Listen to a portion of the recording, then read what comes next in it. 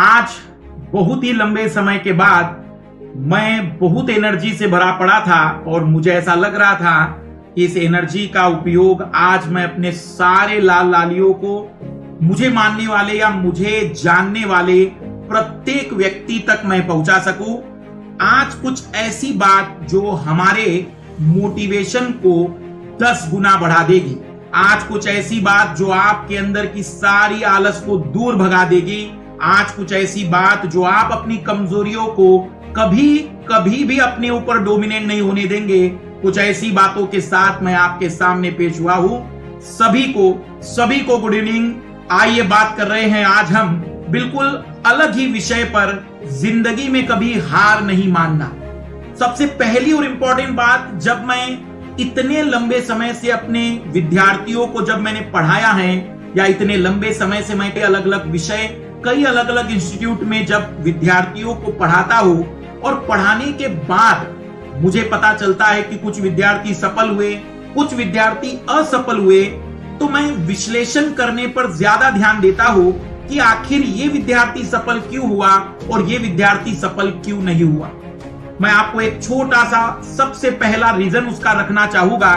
जो सबसे बड़ा रीजन होता है मेरे हिसाब से वो मैं बाद में चर्चा करूंगा, लेकिन सबसे छोटा रीजन जो असफलता के लिए जिम्मेदार होता है वो होता है विकल्प का होना। मैंने देखा है कि वो विद्यार्थी अपने पहले ही प्रयास में सेलेक्ट हो जाते हैं जिनके पास कोई और ऑप्शन नहीं होता है।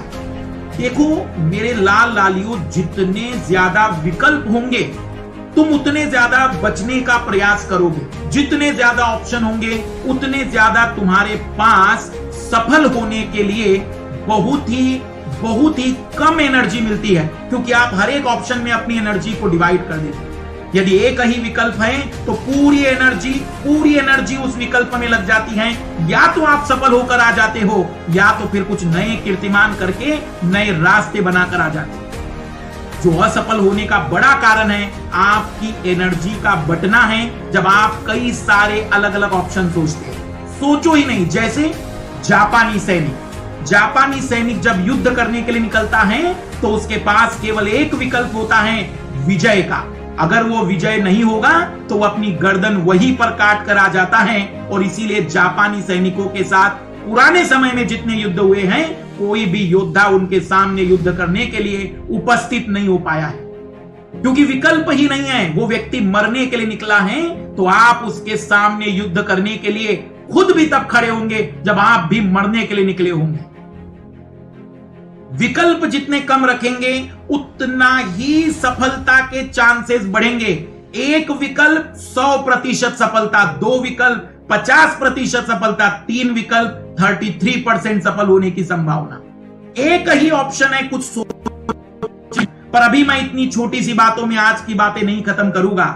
आज मैं आपके अंदर वो चाहूंगा कि इस क्लास या इस वीडियो के बाद मेरा लाल लाली खुद कहकर खड़ा हो जाए कि अब मैं देखता हूं कि इस एग्जाम को मैं कैसे निकाल नहीं पाता हूं। मेरा प्रत्येक लाल लाली एनर्जी से इतना भर जाए कि उसे फील होना चाहिए कि हाँ, यही तो वो कमजोरी थी, यही वो बात थी जिसके कारण मैं बार बार पिछड़ रहा था। मैं आज आपके सामने उन 10 बड़े कारणों पर चर्चा करूंगा जिसके कारण आप लोग कहते हैं कि मैं सफल नहीं हो पाया। मेरे कई सारे लाल लालियों का कहना होता है कि क्यों ना बिना किसी कम से कम मेहनत में, कोई शॉर्टकट में, बिना किसी त्याग के सफलता मिल जाए। आप जरा अपने इतिहास को झांकिए तो सही। क्या भगवान श्री राम, भगवान श्री कृष्ण, भगवान महावीर जैन, भगवान गौतम बुद्ध, भगवान गुरु गोविंद सिंह साहब, ये सारे अगर इतिहास के पन्नों में देखे जाएं तो राज दरबार में जन्म हुए थे। लेकिन क्या इन्होंने अपने राज दरबार को नहीं त्यागा?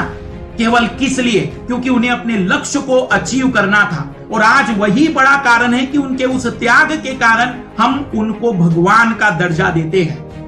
त्याग के बगैर सफलता तो नामुमकिन सी मान के चलिए। इसलिए जो मेरे लाल लाली सोचते हैं कि मैं गर्मी में नहीं पढ़ पाता हूं, जो मेरे लाल लाली सोचते हैं कि मुझे बहुत ज्यादा तकलीफ है, जो मेरे लाल लाली सोचते हैं कि मुझे बहुत ज्यादा परेशानी है, बलिदान तो करना पड़ेगा लालो।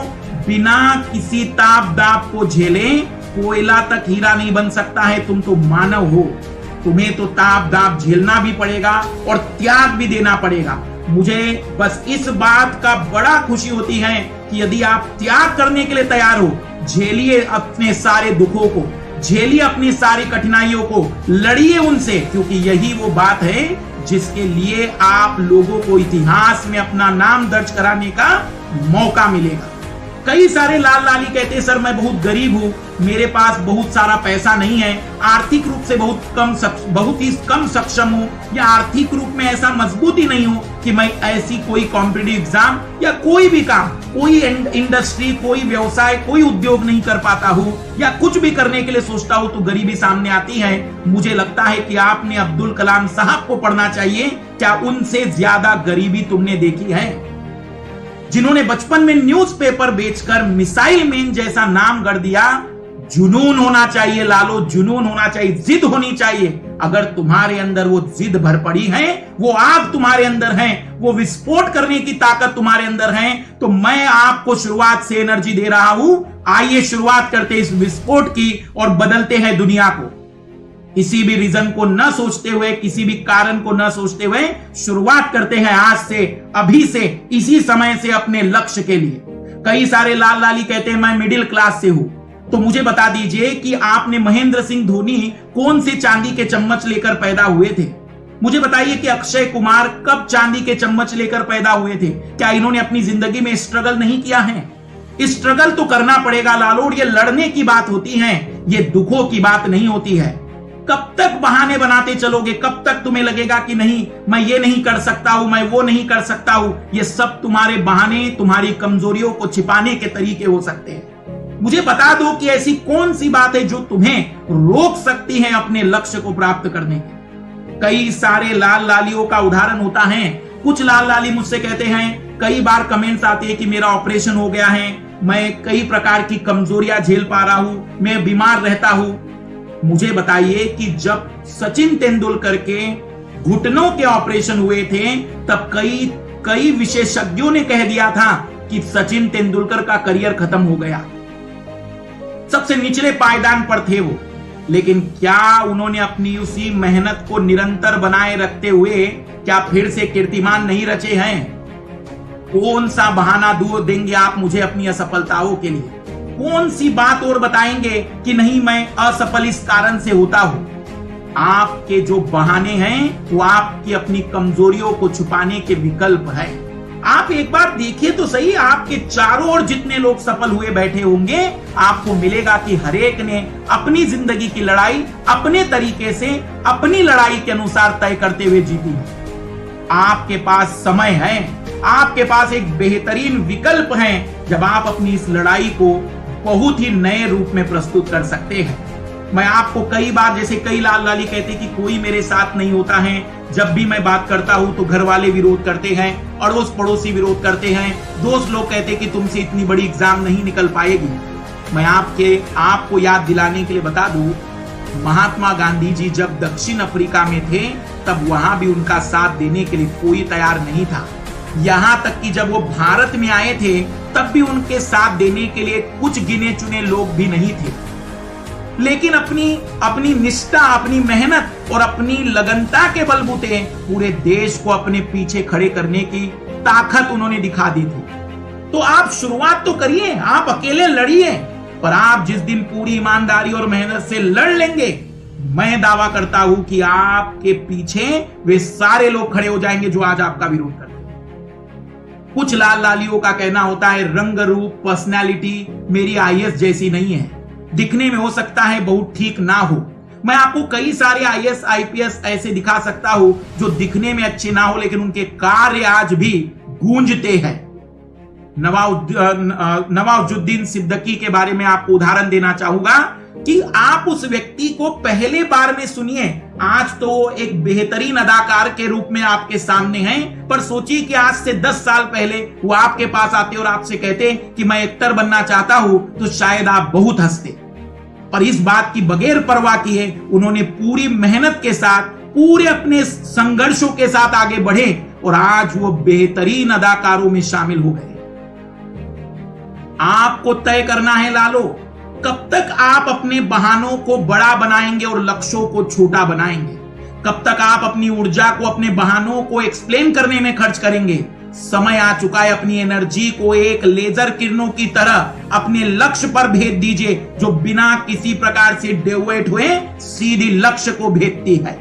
कई सारे लाल लाली को सोचते हैं कि चलो ठीक है, अगर नहीं होता है तो ये कर लेंगे, सोचते हैं कि अगर ये नहीं होगा तो वो कर लेंगे, विकल्प की तलाश करते हैं। महाराणा प्रताप को याद करिए, उन्होंने कहा कि मैं घास से बनी हुई रोटी खा लूंगा, लेकिन अधीनता स्वीकार नहीं कर सकता हूं।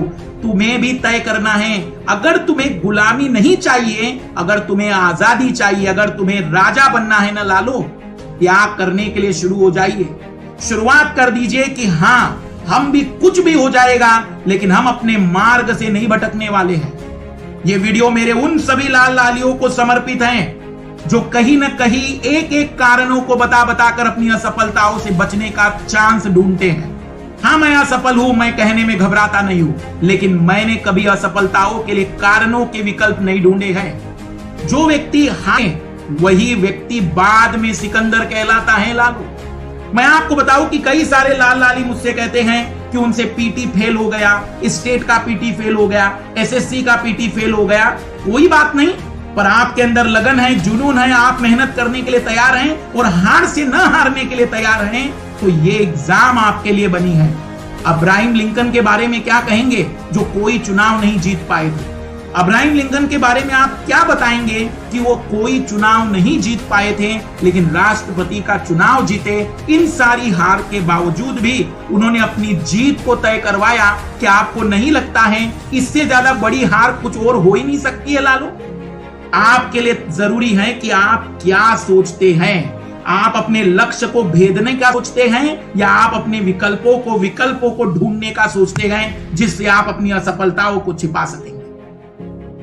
कई सारे लाल लाली कहते कि सर पिता नहीं है, हमारे माता पिता की मृत्यु हो गई या पिता की मृत्यु हो गई है। कई सारे लाल लाली कहेंगे कि हमारा कोई भी बहुत ज्यादा मदद करने वाला नहीं है।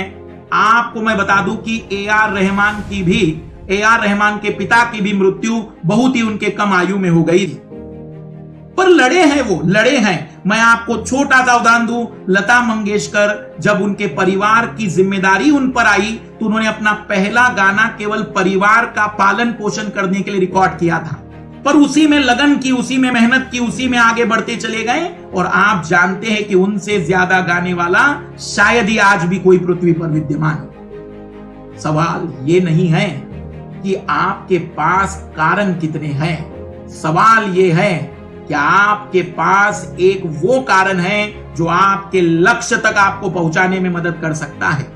कई सारे लोग घर की जिम्मेदारी, कई सारे लोग कई सारे बहाने बनाते हैं। मैं आपको बताना चाहूंगा लालो की स्थितियां बहुत ही बेहतरीन है आपके साथ। आपके साथ कोई ऐसी खराब परिस्थिति नहीं है जितना आप सोचते हो, उससे वर्ष परिस्थितियों में लोग निकलकर सिकंदर बने हैं।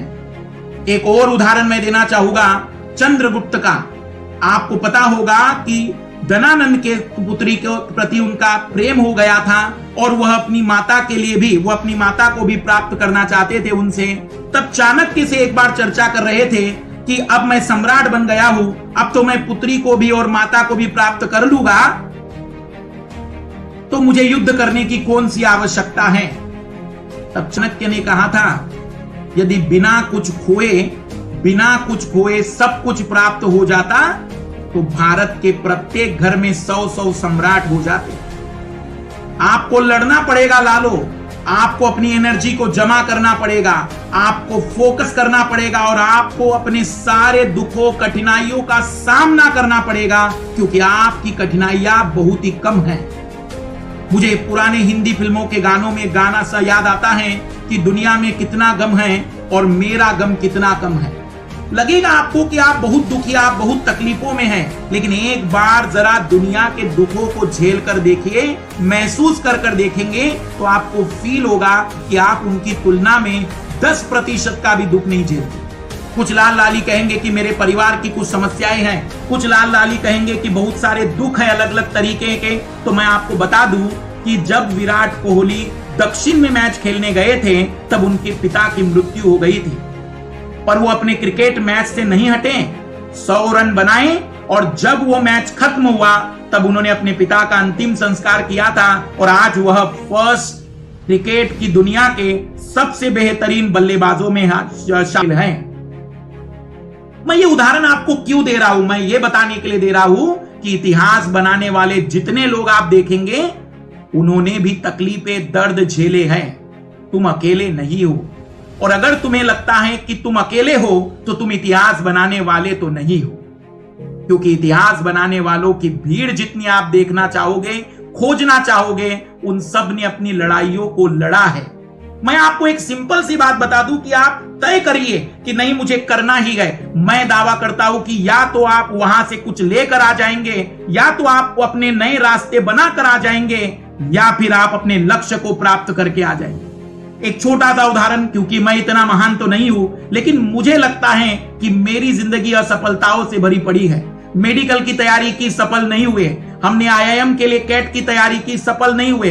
कुछ नंबरों से हर जगह पर रुके।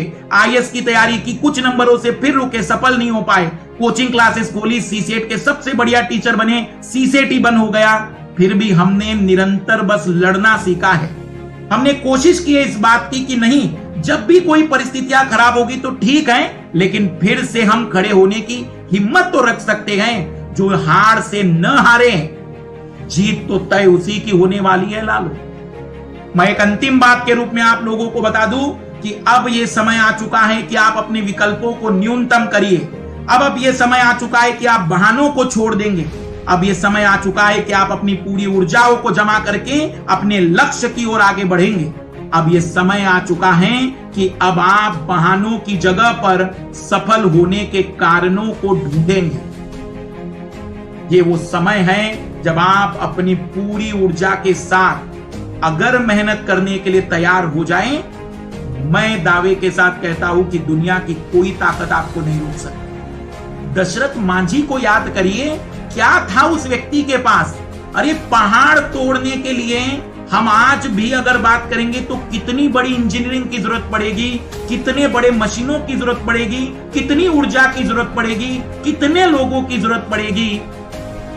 भारत में या पूरे पृथ्वी पर दशरथ मांझी जैसा निष्ठावान और दशरथ मांझी जैसा प्रेमी नहीं मिल सकता है। दशरथ मांझी जैसा कोई भी लगनशील व्यक्ति नहीं मिल सकता है। अपने जिंदगी के 22 साल उस पहाड़ को काट कर अलग कर दिया, जिसके लिए शायद लोग कहते हैं क्या पहाड़ काटना है। दशरथ मांझी जैसा तो दुख नहीं है कि तुम्हारे पास केवल कागज और पेन है। क्या दशरथ मांझी जैसा तुम्हारे पास संसाधन बिल्कुल शून्य है? अरे वो व्यक्ति शून्य संसाधनों के साथ दुनिया बदल सकता है। तुम्हारे पास जरा गौर से देखो कितना कुछ है, और फिर भी तुम अगर बदल नहीं पाए तो मुझे नहीं लगता है कि इस पृथ्वी पर मानव जीवन में आपने कुछ बेहतर किया है। आप आईएएस में देख लीजिए ईरा सिंघल जी को, भले ही शारीरिक रूप से कमजोर थी, लेकिन अपने मानसिक और अपनी इच्छाओं में इतनी मजबूत थी कि फर्स्ट रैंक आईएएस में लेकर आ गई। क्या आपके पास इतनी भी कमियां हैं? एक बार अपने आप से आज सवाल पूछेंगे सोने से पहले, क्या सच में आपके पास इतनी कमियां हैं कि आप एक आईएएस में फर्स्ट रैंक नहीं ला सकते हैं? सवाल अपने आप से पूछिएगा आप लोग। यह सवाल मैं आज आपके साथ छोड़कर जा रहा हूं। यह सवाल आपके साथ छोड़कर जा रहा हूं कि अब आप बहानों के पीछे भागने वाले हैं या सफलता के लिए एक सही कारण ढूंढने के पीछे भागेंगे। एनर्जी को जमा करिए, समय है कि अब यहां से जो आरंभ होगा तो वो केवल लक्ष्य को भेदने के लिए जाएगा। आज की बात हमने इसीलिए रखी थी क्योंकि बहुत दिनों के बाद हमें ऐसा लग रहा था कि अब एक ऐसा वीडियो सामने आए जो शायद मेरे लाल लालियों का मनोबल कई गुना बढ़ा सके। तो सभी लाल लालियों, आप सभी का धन्यवाद। आप लगातार बने रहिए, और जब भी आप अपने अड़ोस पड़ोस में सब्सक्रिप्शन के लिए बात करेंगे तो आपको हमारा रिफर कोड पता है, आप हमारी उससे मदद कर सकते हैं। पर हम अब यहां से नहीं हारेंगे और लक्ष्य रखेंगे इतिहास बनाने के लिए कि आईएएस की फर्स्ट रैंक हिंदी माध्यम से हम लेकर रखेंगे। Let's crack it. Best of luck. Bye.